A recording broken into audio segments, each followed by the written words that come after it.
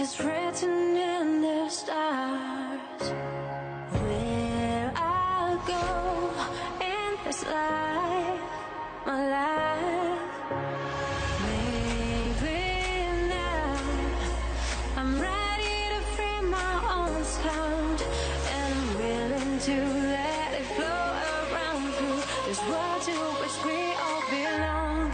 And your love is my power, something that makes me feel so alive. Hear my sound, it's getting louder, taking you on a journey tonight. Rise up to the sky, fearless and strong.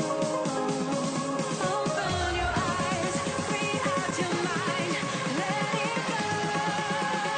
I'm gonna hit you with my tongue.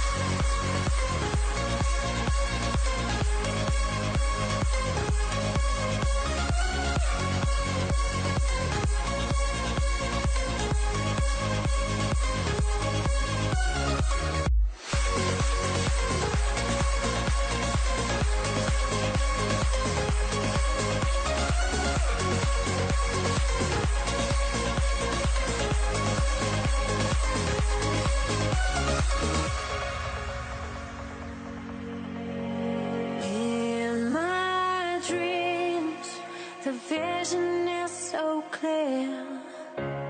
What I see is getting real, so real. Wishes are the reason why I give it a try.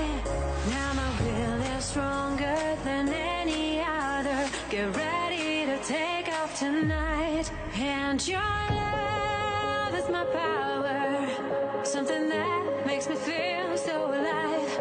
Hear my sound, it's getting louder, taking you on a journey tonight. Rise up to the sky,